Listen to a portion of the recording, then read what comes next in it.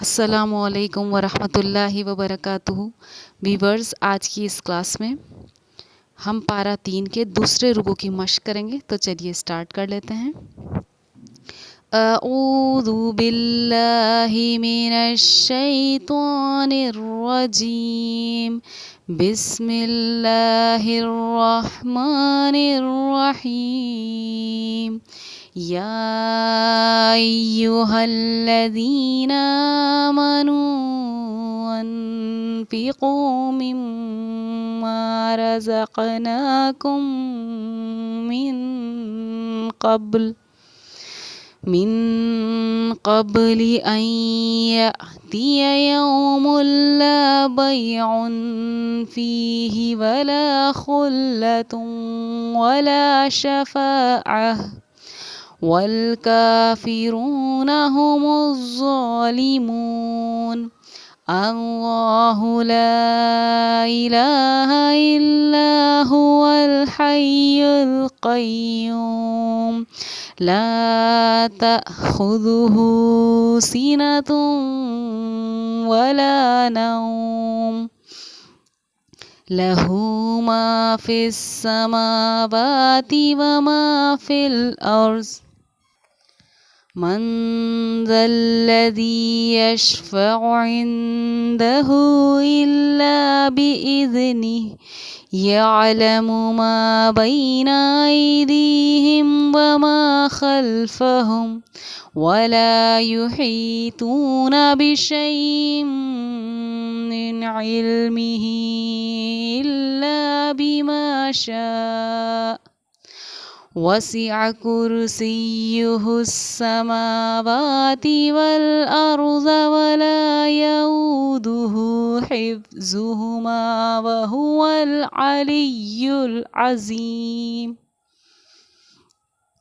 لا إكراه في الدين، قد تبين الرشد من الغي، فمن يكفر بالطاغوت ويؤمن بالله فقد استمسك بالعروة الوثقى،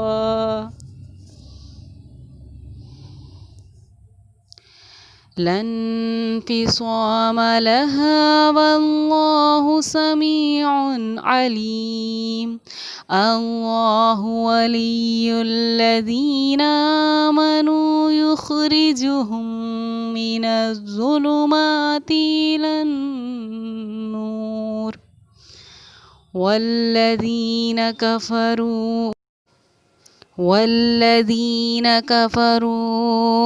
اولیاؤہم الطاغوت یخرجونہم من النور إلی الظلمات، اولئک اصحاب النار هم فیہا خالدون۔ چلیے ویورز، اب اس رکوع کی شروع کی آیت کے ذریعے سے اپنے قواعد اور ہجے کی مشق کر لیتے ہیں۔ یا کھڑا زبر یا، حمزہ زبر آ، آپ دیکھیں گے کہ یہاں پر کھڑا زبر بھی ہے اور حروف مدہ بھی ہے، اور حروف مدہ کے بعد حمزہ اسی کلمے میں ہے۔ حمزہ کہاں ہے؟ اس الف کو، کیونکہ اس الف پر زبر ہے اس لیے ہم اس کو حمزہ کہیں گے، کیونکہ ہم تختی نمبر پہلی جو ہماری نورانی قاعدے کی جو پہلی تختی ہے ہماری، اسی میں ہم یہ بات پڑھ چکے زبر زیر کے پیش کے قاعدے میں کہ الف ہمیشہ خالی ہوتا ہے، اور جو الف خالی نہ ہو وہ حمزہ ہے۔ تو آپ دیکھ رہے ہیں کہ یہ الف خالی نہیں ہے، اس پر زبر کی حرکت ہے، تو یہ ہماری حمزہ کہلائی، یعنی حروف مدہ کے بعد حمزہ اسی کلمے میں ہے، اسی کلمے یعنی اسی الفاظ میں ہے۔ کس الفاظ میں؟ جس میں حروف مدہ ہے اسی الفاظ میں ہمارا حمزہ ہے۔ جب حروف مدہ اور حمزہ ایک ہی الفاظ میں اکٹھے پائے جائیں تو اس مد کو ہم کہتے ہیں مد متصل مد۔ تفصیل ہے اس کی واجب، بامانی، اہم۔ حروف مدہ کے بعد اس کی جو عبارت لکھی جاتی ہے نورانی قاعدے میں کچھ اس طرح ہے کہ حروف مدہ کے بعد حمزہ اسی کلمے میں ہو تو وہ مد متصل مد واجب، بامانی، اہم ہوگا، اور اس کی مقدار جو ہوتی ہے ہماری مقدار یعنی کتنا ہم اس کو کھینچیں۔ مد کا مطلب یہ ہے ایک الف سے زیادہ کھینچ کر پڑھنے کو ہم مد بولتے ہیں۔ تو مد کی تفصیل ہی یہ ہے کہ اس کو ہمیں کھینچنا ہے، تو کتنا کھینچنا ہے؟ 4 الف کے برابر۔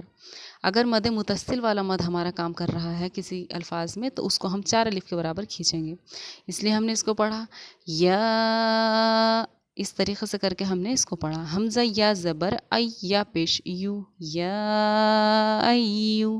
ہ لام زبر ہل، لام زبر لا، ہل۔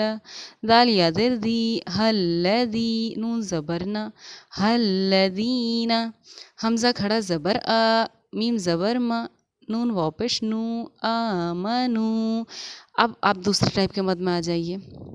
حروف مدہ اس پر بھی ہے، اور حروف مدہ کے بعد لیکن جس طرح حمزہ اسی کلمے میں تھا، یعنی حروف مدہ اور حمزہ ایک ہی الفاظ میں تھے، یہاں پر حروف مدہ ایک الفاظ میں ہے اور اس کے بعد حمزہ دوسرے الفاظ میں ہے۔ تو حروف مدہ کے بعد حمزہ دوسرے کلمے میں ہو تو اس مد کو ہم مد منفصل مد کہتے ہیں، اور اس کی مقدار جس کو ہم پڑھیں گے وہ اس والی مقدار سے کم کھینچ کر پڑھیں گے، یعنی اس کی مقدار اگر 4 الف ہے تو اس کی 2.5 الف ہے، اس کو ہم 2.5 الف کے برابر کھینچ کر پڑھیں گے، اسی لیے ہم نے اس کو پڑھا آمنو۔ حمزہ نون زبر ان کیونکہ نون ساکن کے بعد حروف اخفا میں سے فا رہا ہے۔ نورانی قاعدے کی تختی نمبر 10 میں آپ دیکھیں گے کہ پورے اخفا کے قاعدے کی تفصیل دی ہوئی ہے کہ نون ساکن یا تنوین کے بعد حروف اخفا میں سے کوئی حروف آئے تو اس میں ہم نون پر ایک ٹھہراؤ کے ساتھ پڑھتے ہیں۔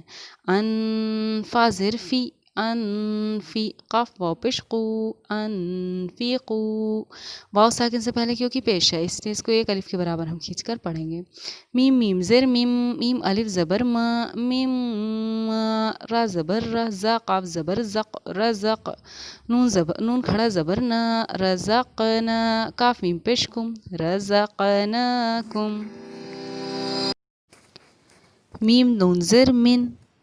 اب آپ دیکھیں گے کہ میم ساکن کے بعد یہاں پر ہمارا میم آ رہا ہے، اور میم ساکن کے بعد جب میم آئے تو اس قاعدے کا نام ہے ہمارا ادغام شفوی کا قاعدہ، اور پڑھا اس کو اس طرح جاتا ہے کہ جب میم ساکن کے بعد میم آئے تو غنہ ہوگا، کیونکہ ویسے بھی ہم میم کا قاعدہ پڑھ چکے کہ میم پر تشدید ہو تو غنہ ہوگا، اور میم ساکن کے بعد میم جب آتا ہے تو موسٹلی تشدید کی شکل میں ہی ہمارا آتا ہے، اس لیے ہم نے اس کو اس طرح پڑھا رزقناکم من۔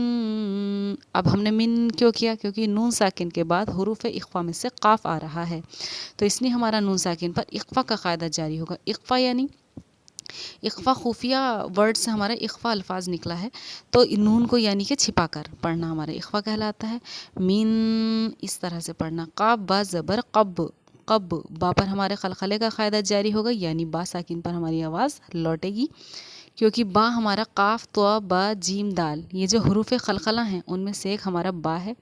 جب ان حروفوں پر جزم یا سکون ہو تو ان میں سے کوئی بھی حروف اگر کسی الفاظ میں آتا ہے اور اس پر جزم سکون ہو تو اس کو پڑھتے وقت ان کے مخرج ٹکر کھا کر الگ ہو جاتے ہیں، یعنی کہ ہماری آواز لوٹتی ہے۔ مخرج کے ٹکر کھا کر الگ ہونے کا مطلب ہماری آواز لوٹتی ہے، اس کو ہم قلقلہ بولتے ہیں۔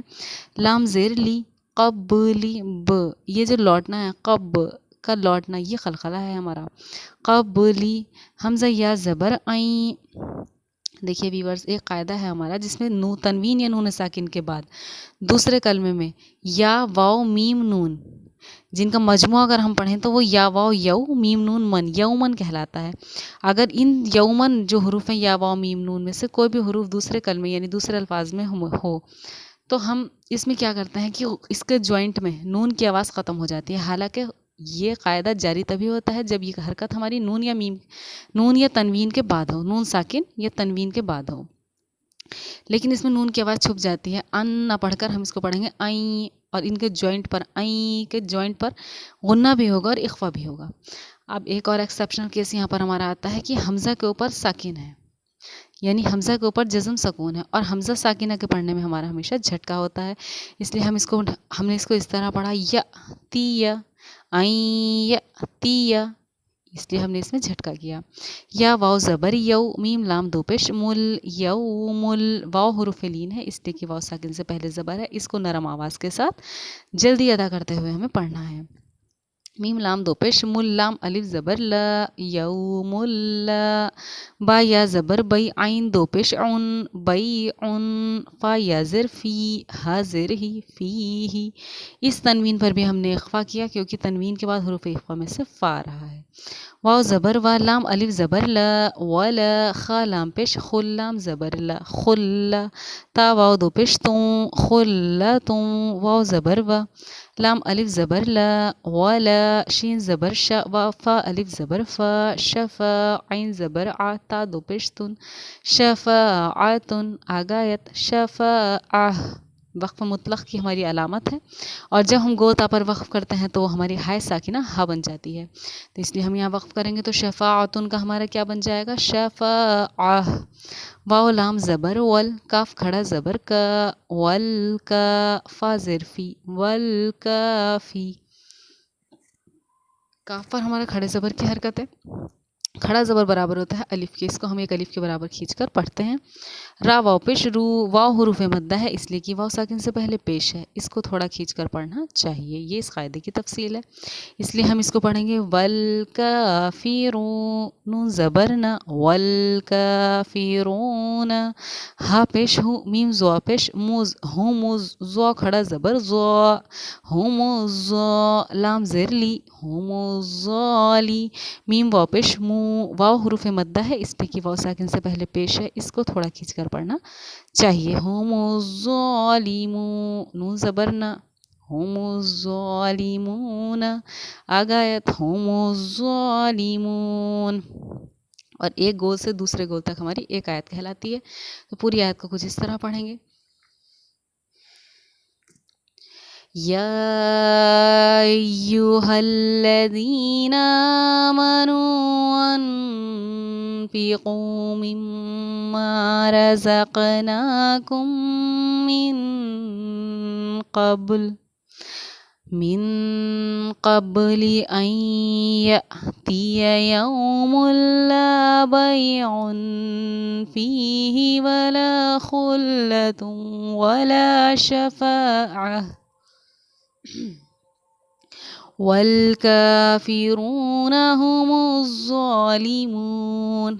सेम इसी तरह के हुरूफ पर अपने कायदे की मश्क करते हुए आप मज़ीद इस रुकू की मज़ीद आयतों की मश्क करें। जज़ाकल्लाहु खैरन।